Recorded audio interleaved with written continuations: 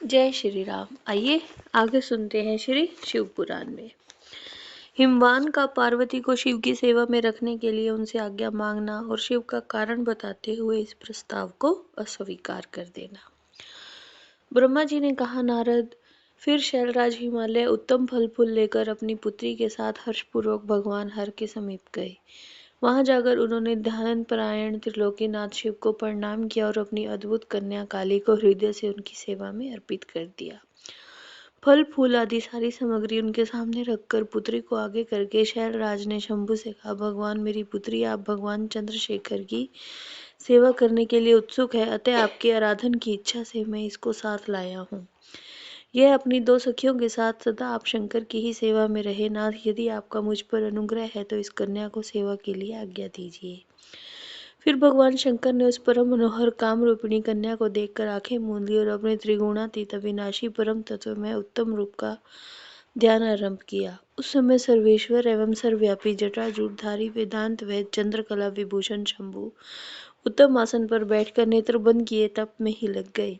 यह देखकर हिमाचल ने मस्तक झुकाकर पुनः उनके चरणों में प्रणाम किया, परंतु वे इस संशय में पड़ गए कि न जाने मेरी भगवान मेरी प्रार्थना स्वीकार करेंगे या नहीं। वक्ताओं में श्रेष्ठ गिरिराज हिमवान ने जगत के एकमात्र बंधु भगवान शिव से कहा, देव देव महादेव करुणाकर शंकर विभो, मैं आपकी शरण में आया हूँ। आंखें खोलकर मेरी ओर देखिए। शिव सर्व महेशान जगत को आनंद प्रदान करने वाले प्रभु महादेव, आप संपूर्ण आपत्तियों का निवारण करने वाले हैं। मैं आपको प्रणाम करता हूँ। स्वामीन प्रभु, मैं आपकी इस पुत्री के साथ प्रतिदिन आपका दर्शन करने के लिए आऊँगा, इसके लिए आदेश दीजिए। उनकी बात सुनकर देवादिदेव महेश्वर ने आंखें खोलकर कहा, गिरिराज, तुम अपनी कुमारी कन्या को घर में ही रखकर नित्य मेरे दर्शन को आ सकते हो।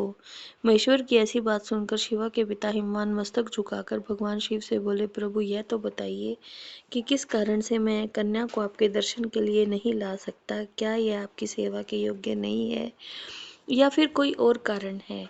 यह सुनकर भगवान वृषभध्वज शंभु हंसने लगे और विशेषतः दुष्ट योगियों को लोकाचार का दर्शन कराते हुए हिमालय से बोले, शैलराज, यह कुमारी सुंदर, चंद्रमुखी और शुभ लक्षणों से संपन्न है, इसलिए इसे मेरे समीप तुम्हें नहीं लाना चाहिए।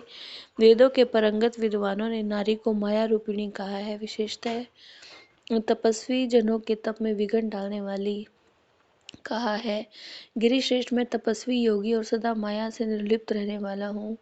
मुझे स्त्री से क्या प्रयोजन है? तपस्वियों के श्रेष्ठ आश्रय हिमालय, इसलिए तुम्हें ऐसी बात नहीं कहनी चाहिए, क्योंकि तुम वेदोक्त धर्म में प्रवीण, ज्ञानियों में श्रेष्ठ और विद्वान हो। अचल राज, स्त्री के संग से वैराग्य नष्ट होता है और वैराग्य नष्ट होने से पुरुष उत्तम तपस्या से भ्रष्ट हो जाता है। इसलिए शैल, जो मैं कहता हूँ उसे ध्यान से सुनो, तुम इसको साथ मत लाओ। ब्रह्मा जी ने कहा, नारद, इस तरह की बहुत सी बातें कहकर भगवान महेश्वर चुप हो गए।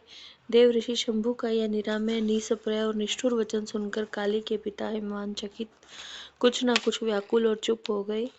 तपस्वी शिव की कही हुई बात सुनकर और गिरिराज हिमवान को चकित हुआ जानकर भवानी पार्वती उस समय भगवान शिव को प्रणाम करके कहने लगी, जय श्री राम।